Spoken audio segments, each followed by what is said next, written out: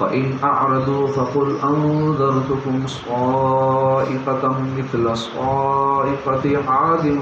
وثمود إذ جاءتهم الرسل من بين أيديهم ومن خلفهم ألا تعبدوا إلا الله قالوا لو شاء ربنا لأنزل ملائكة فإنا بما أرسلتم به كافرون فأما عاد فاستكبروا في الأرض بغير الحق وقالوا من أشد منا قوة أولم يروا أن الله الذي خلقهم هو أشد منهم قوة وكانوا بآياتنا يجحدون فأرسلنا عليهم ريحا صرصرا في أيام نحسات لنذيقهم عذاب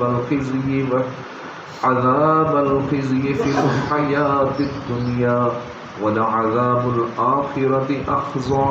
وهم لا ينصرون وأما ثمود فهديناهم فاستحبوا العمى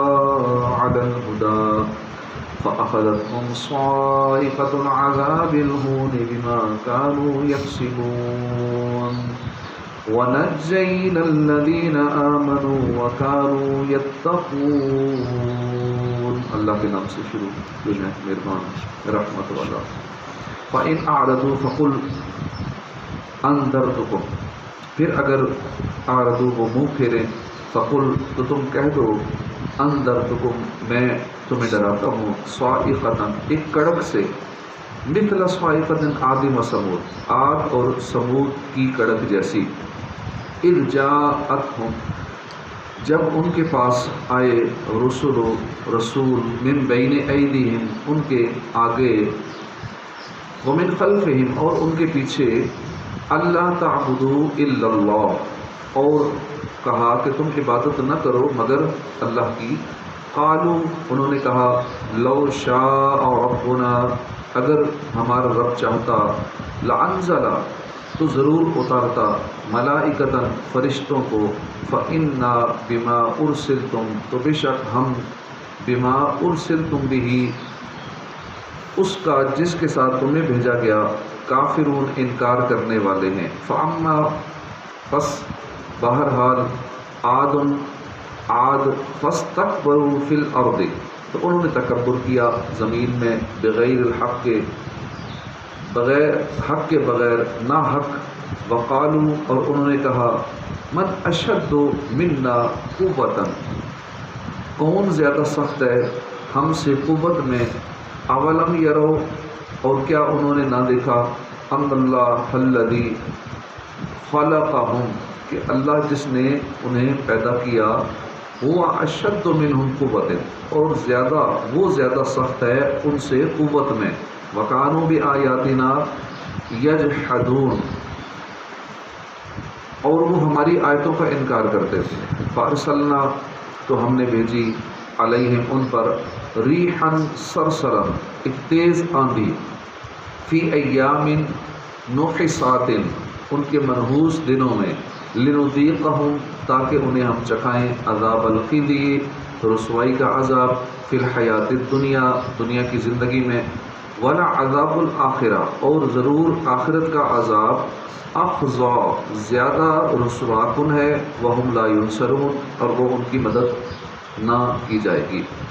واما ثمود اور بہرحال ثمود، فہدیناہم تو ہم نے رہنمائی کی ان کی، فاستحبوا تو انہوں نے پسند کیا، عما اندھے ہونے کو، علی الہدی ہدایت پر، فاخذتہم صاعقۃ العذاب الہون تو پکڑ لیا انہیں ذلت کے عذاب کی کڑک نے، بما کانوا یکسبون اس کے سبب جو کانوا یکسبون وہ کام کرتے تھے. ونجینا اور ہم نے بچا لیا، ہم نے نجات دے دی، الذین ان لوگوں کو جو آمنوا ایمان لائے، وکانوا یتقون اور وہ ڈرتے تھے، ان لوگوں کو ہم نے بچا لیا. ترجمہ کنز العرفان. پھر اگر وہ منہ پھیریں تو تم فرماؤ کہ میں تمہیں ایک ایسی کڑک سے ڈراتا ہوں جیسی کڑک عاد اور سمود پر آئی تھی، جب ان کے آگے اور ان کے پیچھے ان کے پاس آئے رسول ان کے پاس آئے اور کہا کہ اللہ کے سوا کسی کی عبادت نہ کرو، انہوں نے کہا اگر ہمارا رب چاہتا تو فرشتوں کو اتارتا، تو جس کے ساتھ تمہیں بھیجا گیا ہے ہم اس کا انکار کرنے والے ہیں۔ اس آیت اور اس کے بعد والی آیت کا خلاصہ یہ ہے کہ اے حبیب صلی اللہ علیہ وآلہ وسلم، اللہ تعالیٰ کی قدرت و حکمت کے بیان کے بعد بھی اگر کفار مکہ ایمان لانے سے اعراض کریں تو آپ ان سے فرما دیں میں تمہیں ایسے ہولناک اور ہلاک کر دینے والے عذاب سے ڈراتا ہوں جیسا قوم عاد اور سمود پر اس وقت آیا تھا جب ان قوموں کے رسول ہر طرف سے ان کے پاس آتے تھے اور ان کی ہدایت کی ہر تدبیر عمل میں لاتے اور انہیں ہر طرح نصیحت کرتے اور سمجھاتے تھے کہ اللہ تعالیٰ کے سوا کسی کی عبادت نہ کرو۔ تو ان کی قوم کے کافر ان کی نصیحتوں کے جواب میں یوں کہتے تھے کہ اگر ہمارا رب چاہتا تو ہماری نصیحت کے لیے تمہاری بجائے فرشتوں کو اتارتا، اور تم تو ہمارے جیسے آدمی ہو، تو جس کے ساتھ تمہیں بھیجا گیا ہے ہم اس کا انکار کرنے والے۔ قوم عاد اور سمود کا یہ کہنا حضرت ہود علیہ السلام، حضرت صالح علیہ السلام اور ان تمام انبیاء کرام سے تھا کہ جنہوں نے ان کو ایمان کی دعوت دی۔ حضرت جابر رضی اللہ عنہ سے روایت ہے کہ قریش کی ایک جماعت نے جن میں ابو جہل وغیرہ سردار بھی تھے، یہ تجویز کیا کہ کوئی ایسا شخص نبی کریم صلی اللہ علیہ وآلہ وسلم سے کلام کرنے کے لیے بھیجا جائے جو شعر، جادو اور کہانت میں ماہر ہو۔ چنانچہ اس کے لیے عتبہ بن ربیعہ کا انتخاب ہوا، اور عتبہ نے سرکار دو عالم صلی اللہ علیہ وسلم کی بارگاہ میں حاضر ہو کر کہا آپ بہتر ہیں یا ہاشم، آپ بہتر ہیں یا عبد المطلب، آپ بہتر ہیں یا عبداللہ، آپ کیوں ہمارے معبودوں کو برا کہتے ہیں، کیوں ہمارے باپ دادا کو گمراہ بتاتے ہیں؟ اگر آپ کو حکومت کرنے کا شوق ہو تو ہم آپ کو بادشاہ مان لیتے ہیں اور آپ کے جھنڈے لہراتے ہیں، اگر عورتوں کا شوق ہو تو قریش کی جو لڑکیاں آپ کو آپ پسند کریں ان میں سے 10 لڑکیاں ہم آپ کے نکاح میں دے دیتے ہیں، اگر مال کی خواہش ہو تو ہم آپ کے لیے اتنا مال جمع کر دیں گے جو آپ کی نسلوں سے بھی بچ رہے گا۔ سید المرسلین صلی اللہ علیہ وسلم یہ تمام گفتگو خاموشی سے سنتے رہے، اور جب عتبہ اپنی تقریر کر کے خاموش ہوا تو حضور انور صلی اللہ علیہ وسلم نے یہی سورۃ تلاوت فرمائی، سورہ حامیم السجدہ، جس کا ہم یہ ترجمہ تفسیر سن رہے ہیں۔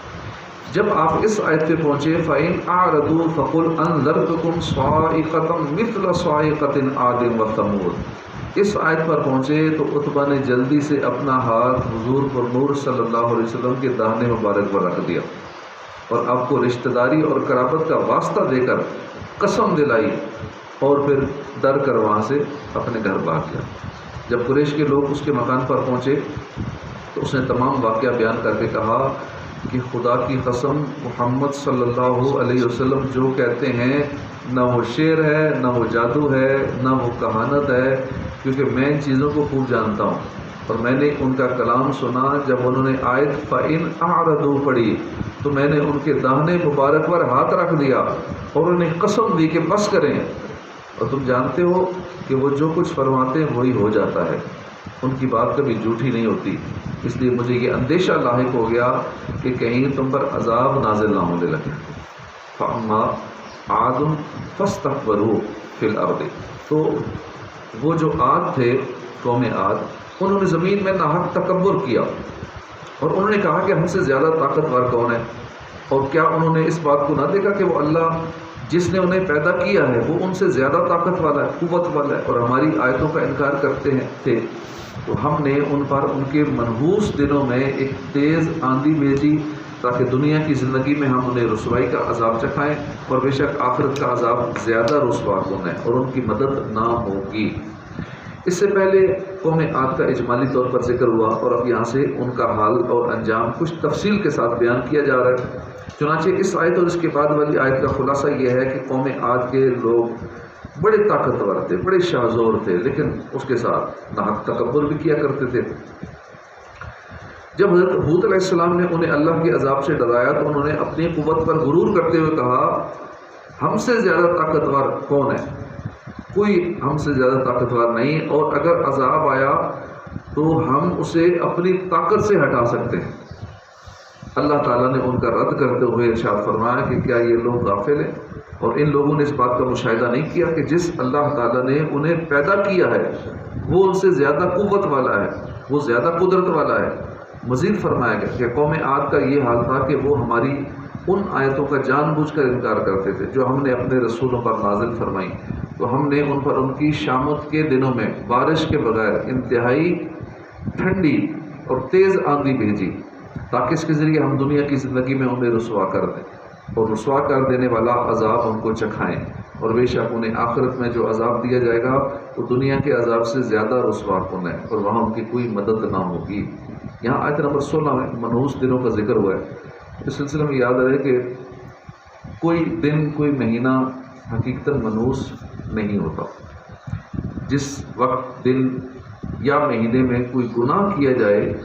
یا اس میں گناہ گاروں پر اللہ کا عذاب نازل ہو تو وہ گناہ گار اور عذاب کے اعتبار سے گناہ گار کے حق میں منحوس ہے، جیسا کہ حضرت علامہ اسماعیل حقی رحمۃ اللہ علیہ فرماتے ہیں کہ زمانے کے اجزاء اپنی اصل حقیقت میں برابر ہیں، ان میں کوئی فرق نہیں ہے، البتہ ان اجزاء میں جو نیکی یا گناہ واقع ہوا اس میں فرق کی وجہ سے زمانے کے اجزاء میں فرق ہوتا ہے۔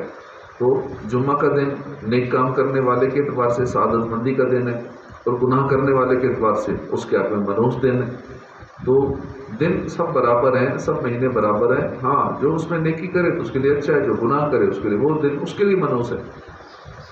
اور اعلیٰ حضرت امام محمد رضا خان رحمۃ اللہ علیہ فرماتے ہیں کہ مسلمان مطیع یعنی اطاعت گزار مسلمان پر کوئی چیز منحوس نہیں، کوئی چیز نجس نہیں، اور کافروں کے لیے کچھ سعد نہیں، کافروں کے لیے یعنی کوئی مبارک چیز نہیں، اور مسلمان عاصی کے لیے اس کا اسلام سعد ہے، طاعت بشرطِ قبول سعد ہے، معصیت بجائے خود نجس ہے، خود نحس ہے، اور اگر رحمت و شفاعت اس کی نحوست سے بچا لیں بلکہ نحوست کو سعادت کر دیں، جیسا کہ اللہ پاک نے فرمایا اولئک یبدل اللہ سیئاتہم حسنات، ایسوں کی برائیوں کو اللہ نیکیوں سے بدل دے گا، تو یہ ایک الگ بات ہے۔ بلکہ کبھی گناہ یوں سعادت ہو جاتا ہے کہ بندہ اس پر خائف اور ترساں و تائب و کوشاں رہتا ہے، وہ دھل گیا اور بہت سی حسنات مل گئیں، باقی ستاروں میں کوئی سعادت اور نوست نہیں۔ اگر ان کو خود مؤثر جانے مشرک ہے اور ان سے مدد مانگے تو حرام ہے، ورنہ ان کی رعایت ضرور خلاف توکل ہے۔ صدر شریعہ مفتی امجد علی اعظمی رحمۃ اللہ علیہ فرماتے ہیں ماہ سفر کو لوگ منحوس جانتے ہیں، اس میں شادی نہیں کرتے، لڑکیوں کو رخصت نہیں کرتے، اور بھی اس قسم کے کام کرنے سے پرہیز کرتے ہیں اور سفر کرنے سے گریز کرتے ہیں۔ خصوصاً ماہ سفر کی ابتدائی 13 تاریخیں بہت زیادہ نحس مانی جاتی ہیں، منحوس مانی جاتی ہیں، اور ان کو 13 تیزی کہتے ہیں۔ یہ سب جہالت کی باتیں ہیں۔ حدیث میں فرمایا کہ سفر کوئی چیز نہیں، یعنی لوگوں کا اس منحوس سمجھنا یہ غلط ہے۔ اسی طرح ذوالقعدہ کے مہینے کو بھی بہت لوگ برا جانتے ہیں، اس کو خالی کا مہینہ کہتے ہیں، یہ بھی غلط ہے، اور ہر ماہ میں 3، 13، 23، 8، 18، 28 کو منحوس جانتے ہیں، یہ بھی لفظ باتیں ہیں، اور یہ مسلمان کا عقیدہ نہیں ہے۔ کافر اس طرح کی باتیں ان پر عقائد رکھتے ہیں۔ کئی جہازوں میں 13 نمبر سیٹ نہیں ہوتی، کئی بلڈنگز میں 13 نمبر فلور نہیں، ڈائریکٹ 14واں کر دیتے ہیں، 12 سے 14 کر دیتے ہیں، اسی طرح 13واں چھوڑ جاتے ہیں۔ اس کو چونکہ وہ منحوس سمجھتے ہیں تو کمرہ نمبر 13 اس کو چھوڑ کے 12 سے ڈائریکٹ 14 پہ چلے جاتے ہیں، 13 نمبر چھوڑ جاتے ہیں، اس کو منحوس سمجھتے ہیں، تو یہ درست نہیں ہے۔ مسلمانوں کا ایسا عقیدہ نہیں ہونا چاہیے۔ کوئی نمبر منحوس نہیں ہے، نہ کوئی دن، نہ کوئی مہینہ، نہ کوئی ساتھ منحوس نہیں ہے۔ وَأَمَّا ثَمُودُ فَهَدَيْنَاهُمْ، اور وہ جو سمود تھے تو ہم نے ان کی رہنمائی کی تو انہوں نے ہدایت کی بجائے اندھے پن کو پسند کیا، تو ان کے اعمال کے سبب انہیں ذلت کے عذاب کی کڑک نے آ لیا، اور ہم نے انہیں بچا لیا جو ایمان لائے اور ڈرتے تھے۔ اس سے پہلے قوم سمود کا اجمالی تذکرہ ہوا، اور اب یہاں سے ان کی عملی حالت اور انجام کی کچھ تفصیل بیان کی جا رہی ہے۔ چنانچہ اس آیت اور اس کے بعد والی آیت کا خلاصہ یہ ہے کہ جہاں تک قوم سمود کا معاملہ ہے تو ہم نے ان کی رہنمائی کی اور نیکی اور بدی کے طریقے ان پر ظاہر فرمائے، لیکن انہوں نے ہدایت کی بجائے گمراہی کے اندھے پن کو پسند کیا اور ایمان کے مقابلے میں کفر اختیار کیا، تو ان کے شرک، نبی کو جھٹلانے اور گناہوں کی وجہ سے انہیں ذلیل کر دینے والے عذاب کی کڑک نے آ لیا، اور وہ ہولناک آواز کے عذاب سے ہلاک کر دیے گئے۔ اور ہم نے کڑک کے اس ذلیل کر دینے والے عذاب سے ان لوگوں کو بچا لیا جو حضرت صالح علیہ السلام پر ایمان لائے اور وہ شرک اور خبیث اعمال کرنے سے ڈرتے تھے۔ قرآن مجید میں حضرت صالح علیہ السلام کی قوم پر آنے والے عذاب کو بیان کرتے ہوئے ایک آیت میں فرمایا فَأَخَذَتْهُمُ الرَّجْفَةُ فَأَصْبَحُوا فِي دَارِهِمْ جَاثِمِينَ، تو انہیں زلزلے نے پکڑ لیا تو وہ صبح کو اپنے گھروں میں اونڈے پڑے رہ گئے۔ دوسری آیت میں فرمایا وَأَخَذَ الَّذِينَ ظَلَمُوا الصَّيْحَةُ فَأَصْبَحُوا فِي دِيَارِهِمْ جَاثِمِينَ، اور ظالموں کو چنگاڑ نے پکڑ لیا تو وہ صبح کے وقت اپنے گھروں میں گھٹنوں کے بل پڑے رہ گئے۔ تیسری آیت میں فرمایا فَأَخَذَتْهُمْ صَاعِقَةُ الْعَذَابِ الْهُونِ بِمَا كَانُوا يَكْسِبُونَ، تو ان کے اعمال کے سبب انہیں ذلت کے عذاب کی کڑک نے آ لیا۔ ان تینوں آیات میں وہاں کوئی تعارض نہیں ہے کیونکہ ان میں عذاب کی جدا جدا کیفیات بیان ہوئی ہیں، یعنی تینوں اسباب ہی وقوع پذیر ہوئے، لہذا قوم سمود کی ہلاکت کو ان میں کسی طرح بھی منسوب کیا جا سکتا ہے۔ صدق اللہ العظیم۔